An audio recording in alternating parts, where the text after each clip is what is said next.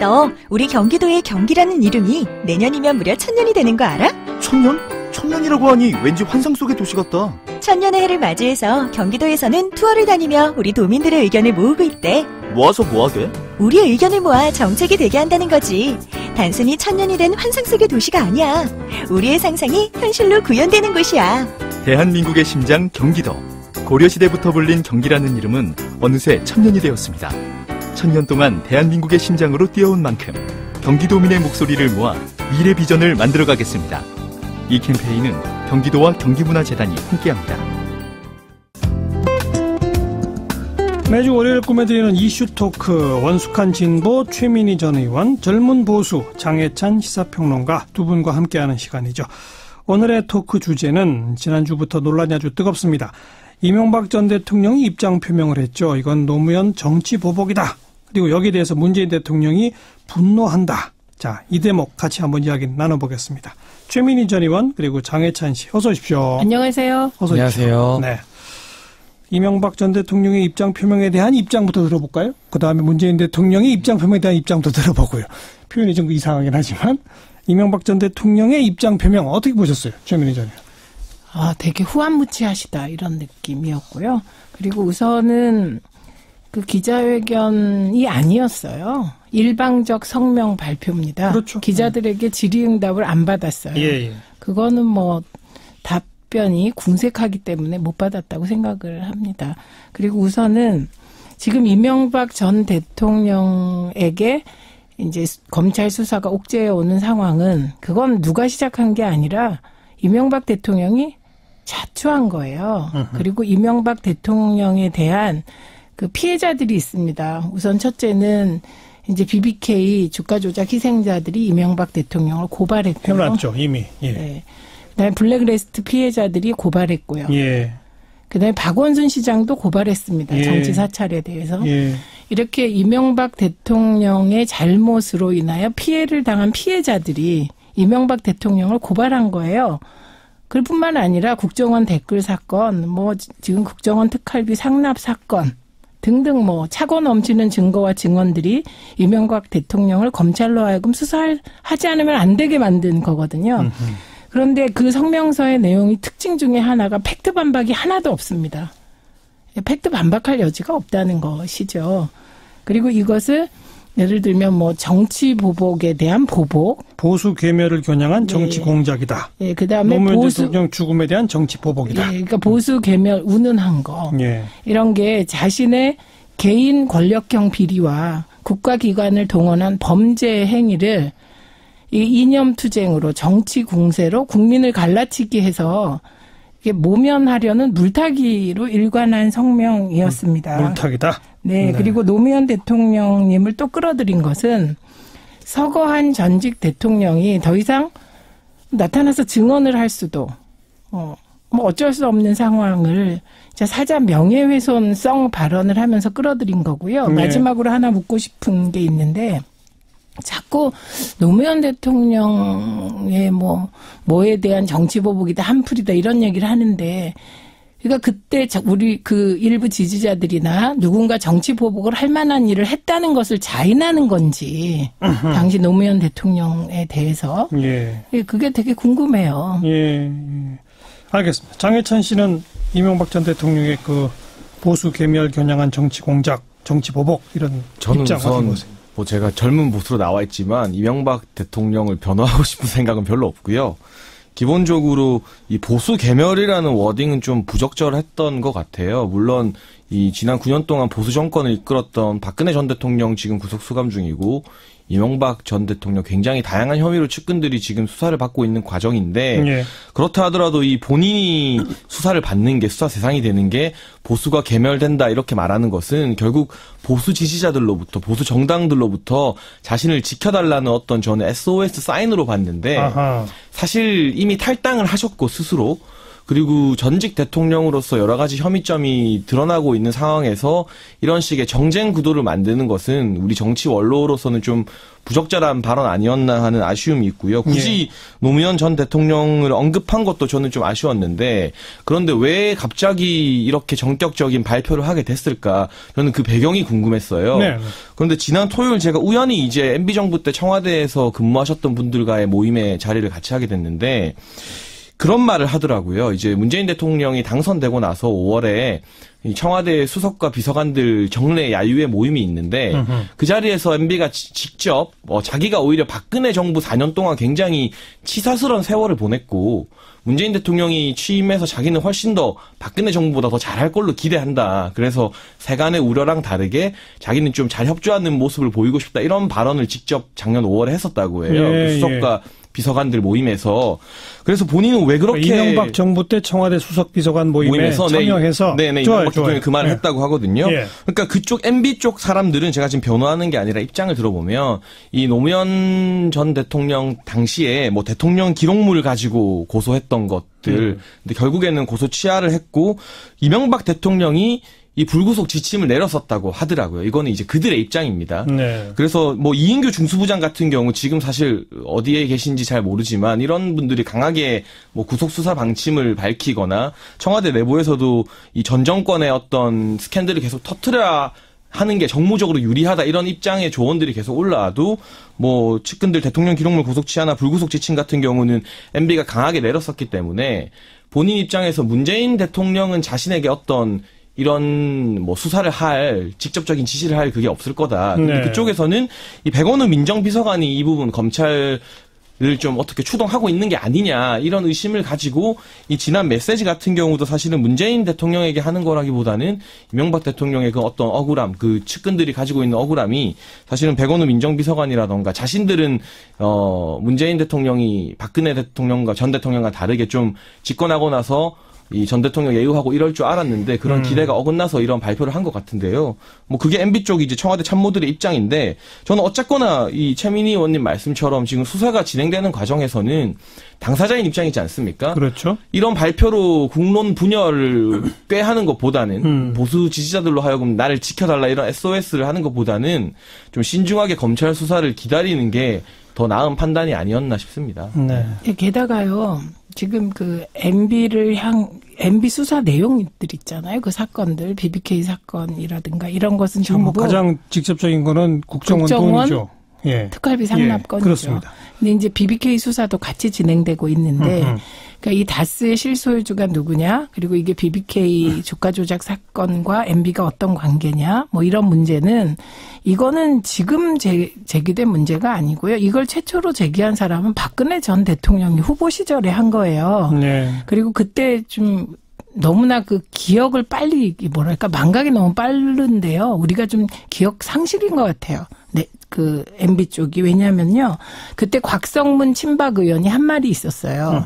MB가 8천억 내지 9천억 정도의 돈을 은닉하고 있다. 이게 차명 은닉 자금이다. 이런 얘기를 한 적이 있습니다. 그거는 2007년에 경선 때. 경선 때 얘기를 했습니다. 그리고 지금 뭐 MB와 관련됐던 이제 돌아가신 김재정 씨나 이런 분이 전국에 굉장히 많은 땅을 MB 차명으로 가지고 있지 않느냐라는 의혹이 지금 계속 제기되고 있는 것도 그때 이미 그 경선 얘기다. 과정에서 나왔던 얘기이기 때문에 이게 없는 얘기를 뭐 문재인 정부가 찾아내서 지금 이렇게 뭐라고 하는 게 아니고 그다음에 두 번째는 지금 MB가 궁지에 몰린 상황입니다. 예. 이게 이제 궁서라는 표현이 맞는 것 같은데 궁지에 몰리는 쥐 이게 궁서라는 뜻이잖아요.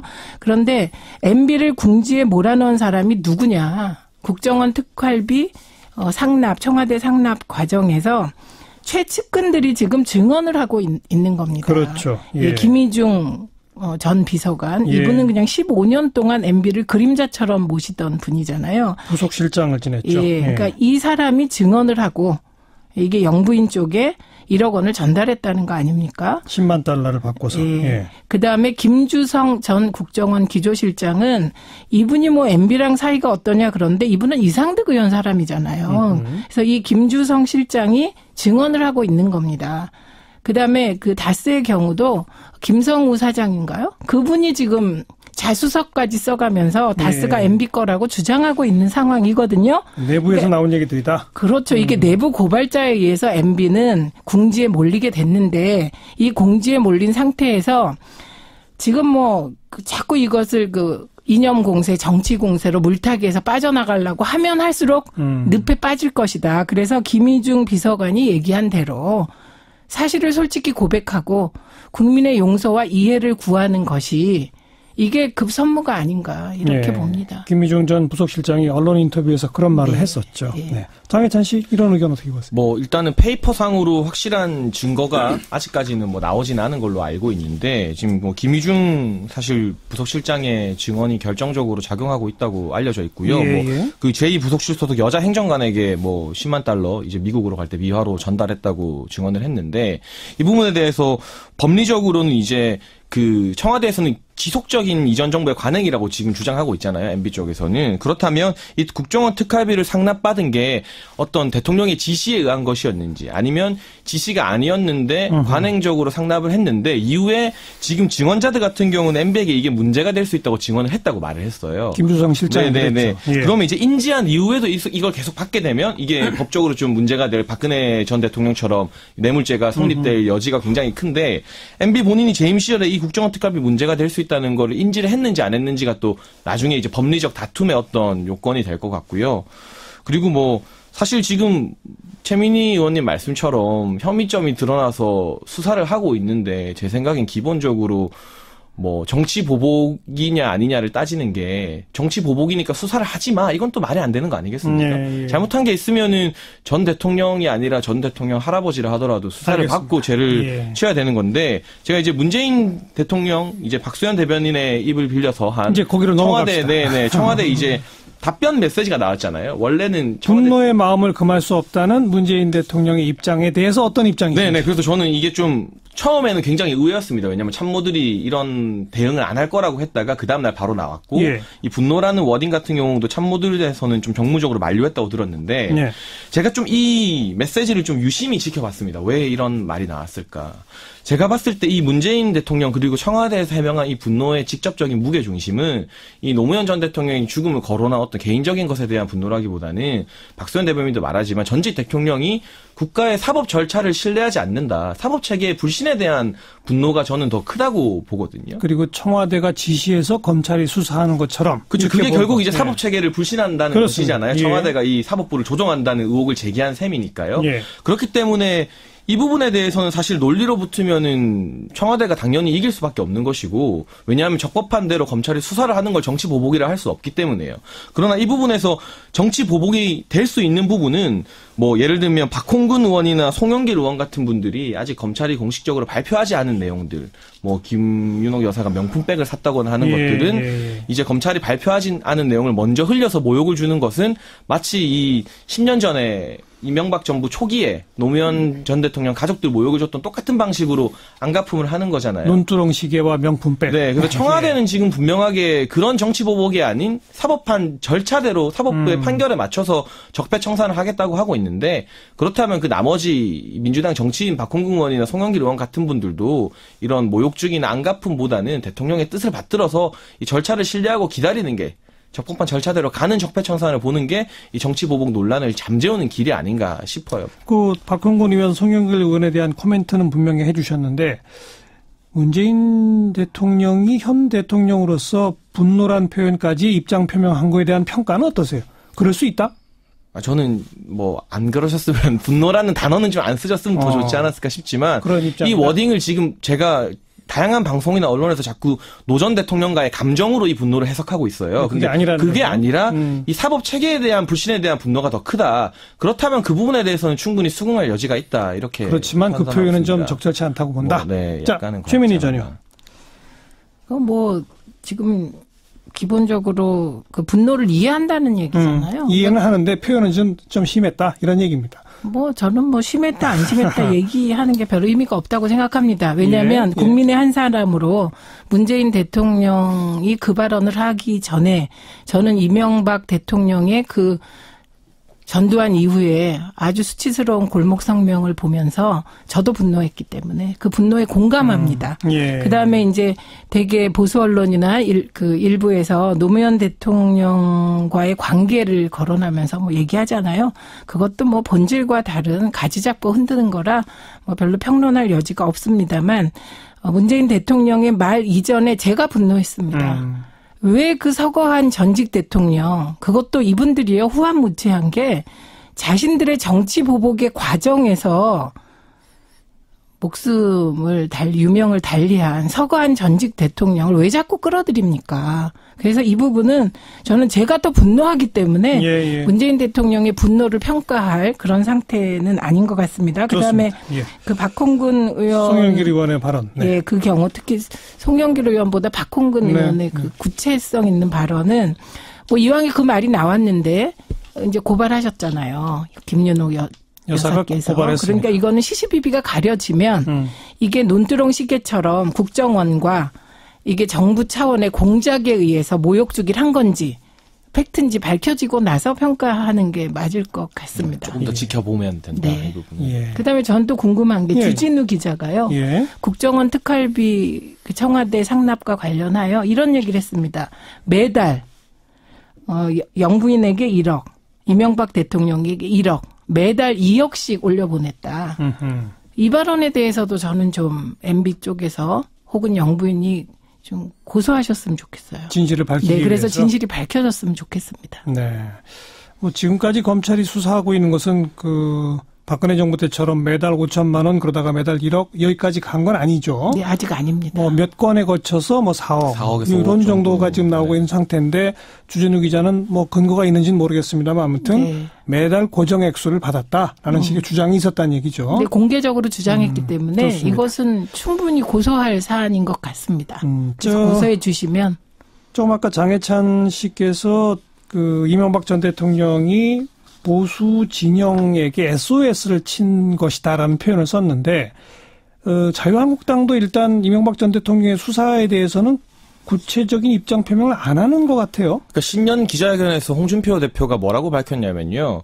이제 개인으로서 의견은 개진할 수 있다. 그러나 당 차원에서 대응하지 않겠다고 그러니까요. 밝혔습니다. 예. 왜냐하면 탈당을 했기 때문에 그리고 당 차원에서 개입하게 되면 박근혜 전 대통령 수사나 재판에도 개입해야 되기 때문에 예. 당에서는 개입하지 않는다. 그러나 개인 차원에서 의견 개진은 막지 않겠다고 했는데요. 사실은 뭐 이런 계기가 나왔지만 저는 어쨌든 예전에 이런 청와대 계셨던 분들이 아니라 정치인들이 지금 뭐 이명박 전 대통령에 대해서 어떤 수사에 큰 향방을 주지 않는 개인적인 폭로를 하는 것은 좀 정치인들로서 부적절한 발언이라고 보지만 이 이명박 박근혜라는 보수의 상징에 이 지금 자유한국당이 목을 메어서 이 사람들 중에 한 명이라도 지키기 위해서 뭐 이걸 정치 보복 프레임으로 끌고 가면 끌고 갈수록 점점 더 지지율이 떨어질 거라고 봅니다. 예, 지금 예. 사실 여러 가지 정책적인 측면이나 뭐 이거 북한과의 관계 이런 부분에서 제가 계속해서 각을 세워야 된다고 말을 하고 있잖아요. 그 부분에서 선명하게 아젠다를 제시해야지 지난 정권 사실 잘못한 거 있으면 당연히 인정해야 되고요. 그러니까 그 말씀은 이명박 전 대통령에 대한 수사와 뭐 예컨대 검찰이 구속영장을 청구한다든지 등등이 소위 우리 사회의 보수 진영을 결집시키고 보수 대 진보의 어떤 대결 구도를 만드는 이런 식으로 흘러가지는 않을 거다. 네, 그런 식으로 흘러가서도 안 되고 예. 그런 식으로 크게 흘러갈 가능성도 없을 거라고 보는 게 그 열광적인 팬덤에 있어서 이명박 대통령과 이제 전 대통령과 박근혜 전 대통령 차이가 많이 나잖아요. 근데 이 박근혜 전 대통령이 지금 구속 수감된 상황에서도 사실은 그분들을 뭐 석방하라고 하는 분들의 영향력 미미하고 그렇죠. 전체적인 보수 여론에 크게 영향을 끼치지 못하고 있습니다. 따라서 이명박 전 대통령이라 해서 크게 다를 것 같지는 않고요. 네. 그냥 이제 이런 저는 당 차원에서 아까 이제 좀 더 지켜보셔야 된다고 했지만 확인되지 않은 사실들 막 정치인들이나 언론인들이 먼저 내세우는 것들, 유포하는 것들에 대해서는 당 차원에서 좀 경계하고 발언할 수 있지만 수사가 검찰이 혐의점 찾아서 수사하는 것에 대해서 알겠습니다. 실력 행사하는 거는 부적절하다고 봅니다. 그리고 지금 이제 계속 전 대통령들의 특활비 그 전 정권까지 다 털고 가자고 예, 얘기합니다. 그런 얘기 나옵니다. 예, 근데 그러면 그거는 지금 원세훈 전 원장이 뭐 자식 집을 사는데도 지금 현금으로 혹시 저게 특활비가 아닌가라는 돈을 썼다고 지금 의혹이 나오고 있습니다. 그렇습니다. 예. 그래서 심지어 현금으로 집을 사고 그게 이제 현금으로 가져가다 보니까 손으로 못 세니까 개수기까지 동원했다라는 라는 얘기까지 나오고 있습니다. 네. 그러면 지금 수사하자는 게 그렇게 전 국정원장들 민주정부에 혹은 전 국정원 직원들을 수사하자는 건지 전 뭔지 모르겠습니다. 왜냐하면 아까 우리 장해찬 씨 얘기한 것처럼 지금 국정원 MB정부 시절에 국정원 특활비 청와대 상납도 결국은 이명박 대통령이 인지했냐 지시했냐가 쟁점이죠. 핵심이죠. 그러면 민주정부 10년 동안도 DJ나 노무현 대통령이 국정원 특활비를 받았냐 인지했냐가 쟁점이죠. 뭐 그런 일이 없다고 다들 증언을 하고 있습니다. 관계자들이.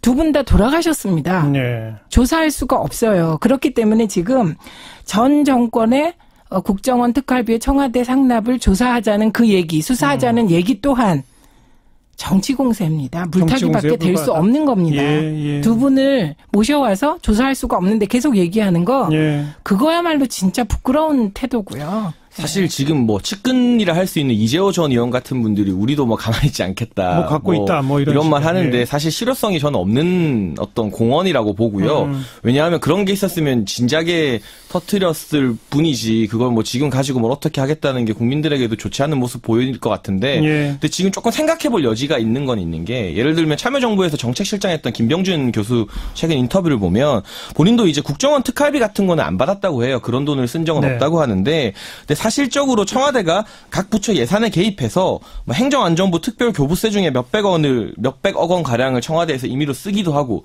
이런 예산을 이제 유용하는 경우는 있었다고 본인이 인터뷰에서 밝혔거든요. 김병준 교수가 조선일보 인터뷰에서 이제 그런 것들은 이제 본인이 밝히기로 청와대에 배정된 예산이 워낙 적기 때문에 그런 식으로 예산을 이렇게 나눠서 쓸 수밖에 없었다고 말하는데 이런 구조 왜 계속해서 저는 좀 이해가 안 됐던 게 청와대 1년 특별 활동비가 한 120억 가량이라고 들었는데 이게 왜 부족해서 계속 이런 식의 뭐 국정원 특활비를 상납받든 다른 부처 예산을 쓰든 이런 관행이 계속 이어져야 되는지 이게 정말 문제라면 이번에 수사할 것은 수사해서 처벌받게 하고 그다음부터는 좀 청와대 예산을 투명하게 그러나 좀 늘리게 하다던가 이런 식으로 뭔가 좀 개선이 되는 방향으로 좀 논의도 좀 깊이 이어졌으면 좋겠어요. 조금 점검해야 될 지점이 있는데 이게 바로 지난번에 자유한국당이 이제 박근혜 국정원 특활비 상납에 대해서 물타기한 논리가 저기서 나온 거예요.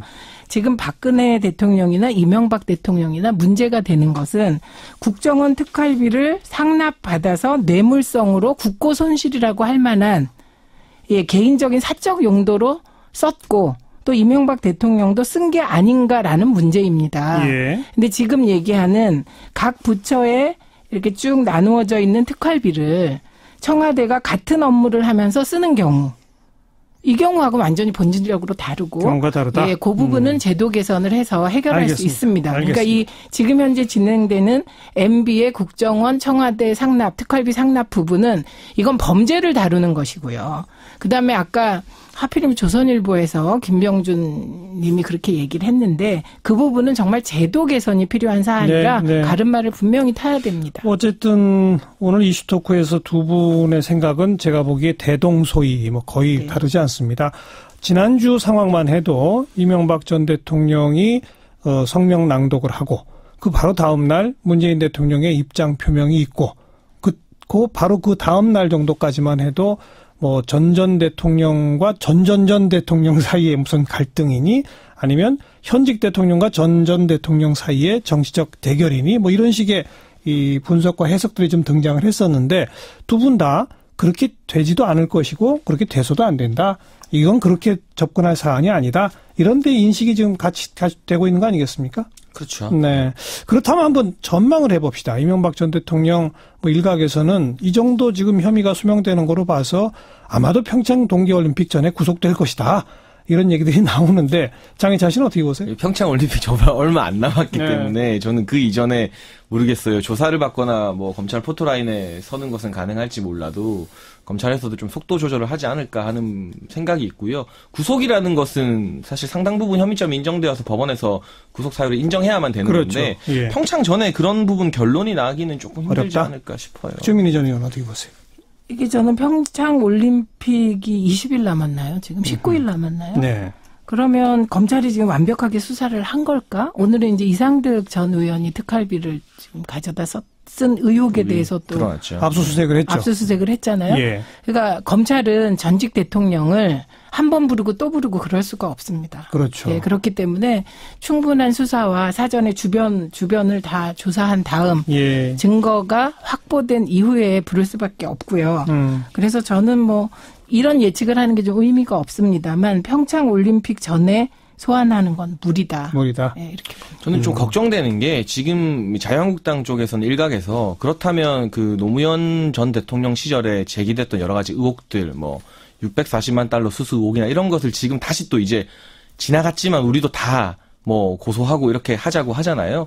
이런 식으로 좀 지난 정권에 대해서 정말 진흙탕 싸움이 벌어질 여지를 보이는 게 좀 걱정이 되고 이렇게 국론이 또 완전히 뭐 보수 대치 뭐 이런 식으로 나눠질까봐 예. 그 부분은 좀 걱정이 되는데 그렇게 안 됩니다. 왜 안 되냐면 노무현 대통령에 대한 640만 불은요. 그중에 500만 불은 빼내야 돼요. 왜냐하면 박연차가 그 노무현 대통령 조카 사위한테 투자했고 그 투자해서 지금도 사업을 하고 있습니다. 어쨌든 예. 네, 사실관계는 그렇고 예. 그게 분명히 사실관계를 너무나 이게 들으려고 하질 않아요. 그래서 저희는 반복해야 돼요. 근데 그게 많은 국민들이 옛날처럼 그렇질 않으세요. 똑똑하셔서 저거는 서거한 대통령을 모욕 주는 거다. 네. 현실 정치에 자꾸 끌어들이는 거다. 그렇기 때문에 자유한국당은 길이 없기 때문에 그런 정치 공세를 하겠지만 소용이 없을 거다.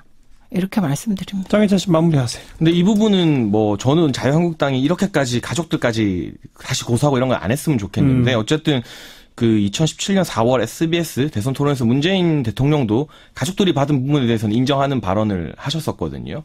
그렇기 때문에 이게 논란이 되고자 만들다면 또 논란이 될 수 있는데 지금 저는 마음 같아서는 이명박 전 대통령 수사도 좀 빨리 끝나버리고 네. 우리가 좀 현실이나 미래에 대해서 정치권에서 좀 싸웠으면 좋겠지. 전 대통령 또 전 대통령의 가족들 문제로 계속해서 이 부분이 뉴스의 중심을 차지하지는 않았으면 좋겠습니다. 좋습니다. 오늘 두 분의 의견대로 사실 전국은 흘러가고 있어요. 그렇게 격한 대립으로 지금 치닫고 있지는 않습니다. 다시 말하면 지난주 이명박 전 대통령의 입장 표명은 정치적으로는 성공하지 못했다. 이렇게 표현하는 게 옳을 것 같고요. 오늘 여기까지 할까요? 이슈토크 최민희 전 의원, 시사평론가 장혜찬 씨와 함께했습니다. 두 분 수고하셨습니다. 감사합니다. 고맙습니다.